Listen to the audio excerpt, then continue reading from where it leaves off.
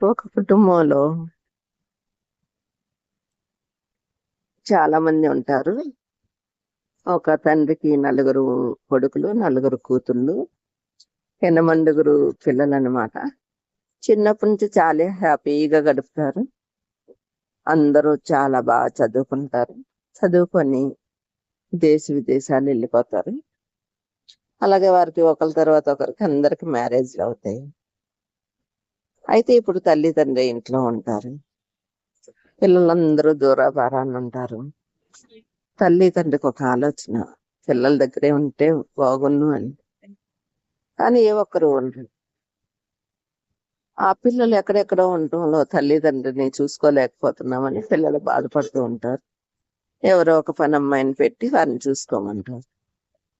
అయితే పండగలకో పబ్బాలకో ఒకళ్ళ తర్వాత ఒకరు వచ్చి వెళ్తూ ఉంటారు. కానీ ఒక కుటుంబం కలుసుకోవటానికి కుదరదు.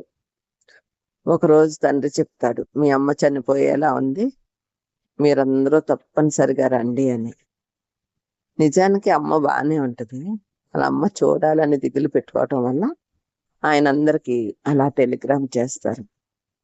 పాపం అందరూ జాబుల్లో ఉన్నవారందరూ సెలవు పెట్టుకొని పిల్లల్ని వేసుకొని అందరూ వచ్చేస్తారు. వచ్చేపటికి వాళ్ళ అమ్మ మంచం మీద పడుకోమని ఉంటది. ఎందుకంటే వాళ్ళ నాన్నగారు చెప్తారు, పిల్లల్ని నువ్వు చూడాలనుకుంటున్నావు కదా, నువ్వు ఒంట్లో బాగున్నట్టుగా పడుకో అని. అయితే అందరూ వస్తారు, వాళ్ళ అమ్మని నాన్నే పలకరిస్తారు. వాళ్ళు హ్యాపీగా ఉంటారు. వాళ్ళు సెలవు పెట్టుకొని వస్తారు, 4 రోజులు ఉంటారు. ఆవిడ మంచం మీదే పడుకొనే ఉంటది. వీళ్ళందరినీ చూస్తూ సంతోషపడుతూ ఉంటది. డాక్టర్ గారికి కూడా చెప్పే ఉంచుతారు, ఆవిడకి హెల్త్ బాగాలేదని చెప్పమన్నారు. చెప్తారు. అయితే డాక్టర్ గారు, మీ అందరినీ చూసేపటికి మీ అమ్మగారికి చాలా హెల్దీగా ఉన్నారు, చనిపోవాల్సిన ఆవిడ బతికారు అని డాక్టర్ గారు చెప్తారు.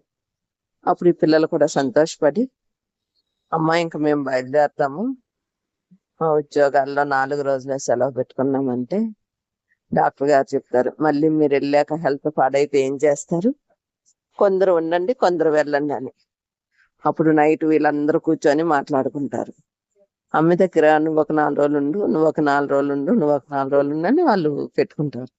కానీ ఎవరికి వారు ఎలా కుదురుతుందండి, మనం అని జాబుల్లో ఉన్నాం, సెలవులు ఎవరు అని.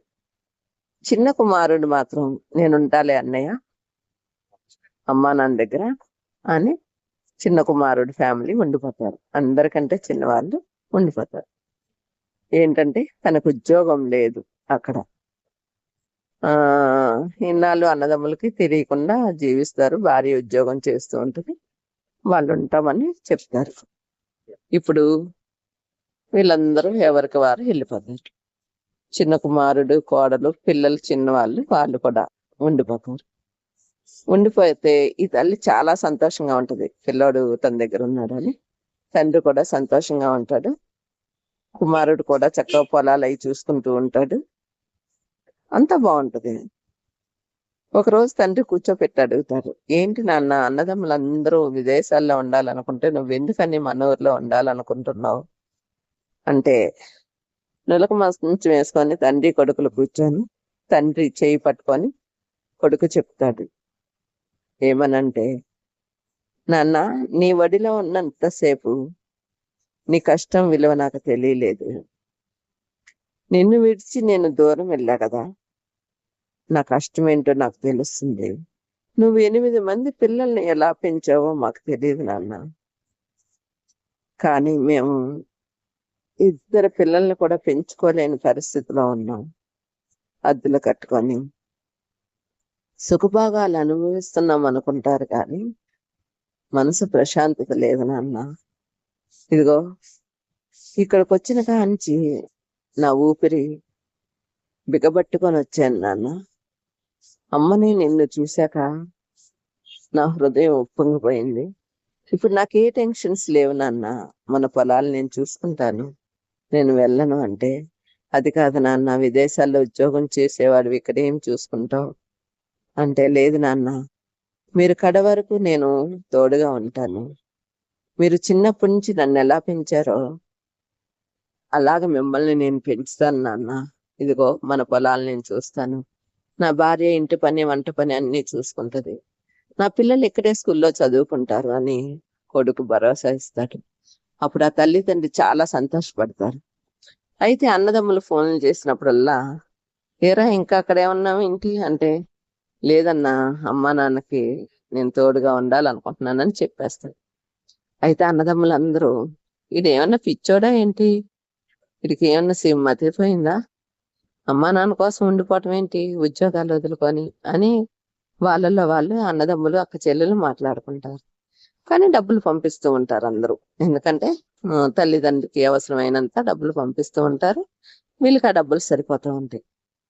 చక్కగా పొలంలో వచ్చిన డబ్బులే కానీ ఇల్లు ఇంకా పెద్దగా చేసి మంచిగా నీట్ గా విదేశాల్లో ఉన్నట్లుగా ఇల్లు కట్టిస్తాడు. మళ్ళీ 4 సంవత్సరాలు అయినా ఎవరు రారు. ఈ 4 సంవత్సరాల్లో విదేశాల్లో తను ఎంత సంపాదించగలడో అంతకి రెట్టింపు సంపాదిస్తాడు. ఇక్కడ పొలం మీద కవులకిచ్చి పొలం పనులు పెట్టి చక్కగా కొంచెం జ్ఞానవంతుడు కదా, జ్ఞానంగా చేస్తూ ఉంటాడు. చాలా ఆస్తి సంపాదిస్తాడు. అన్నదమ్ములు ఇచ్చేవి కూడా ఒక పక్కన పెడతాడు, తన వాడుకోడు. ఎందుకంటే రేపు ఎప్పుడైనా మేము బట్టి నువ్వు పైకి వచ్చావు అంటారని వాళ్ళు ఇచ్చిన ప్రతి రూపాయి బ్యాంక్ లో ఉంచుతాడు. ఒక రోజు రానే వస్తుంది. ఆ ఇంటికి వచ్చినప్పుడు వాళ్ళందరూ ఆ ఇంటిని చూసి ఆశ్చర్యపోతారు. అమ్మ నాన్నకి షష్టి పూర్తి చేయాలని తిను నిర్ణయిస్తాడు. వాళ్ళందరినీ పిలుస్తాడు. పిలిస్తే అందరూ వచ్చి ఆశ్చర్యపోతారు. ఏంటి మన ఇల్లేనా, ఇంత అందంగా ఉంది, ఇప్పుడు ఈ 7 మనకు వాటా వస్తుంది, మనకు వాటా వస్తుంది అని లెక్కలేస్తా ఉంటారు. అప్పుడు తండ్రి, ఈ ఆస్తంతటికి వాడే అధికారి అని వాళ్ళ మాటలు విని, ఈ ఆస్తంతటికి వాడే అధికారి, మీకు పెట్టాల్సినవన్నీ నేను పెట్టేశాను, మీరు పంపించినవన్నీ అలాగే ఉంచుకున్నాం, మేము వాడుకోలేదు, ఇన్ని రోజులు వాడే మమ్మల్ని చూసేది, ఈ ఆస్తంతటికి వాడికే అధికారం ఉంది, ఇంత అభివృద్ధి చేశాడంటే వాడి కష్టార్జితం, కాబట్టి మీరు ఈ ఆస్తిలో వాటాకు రావద్దు అని చెప్పేస్తాడు.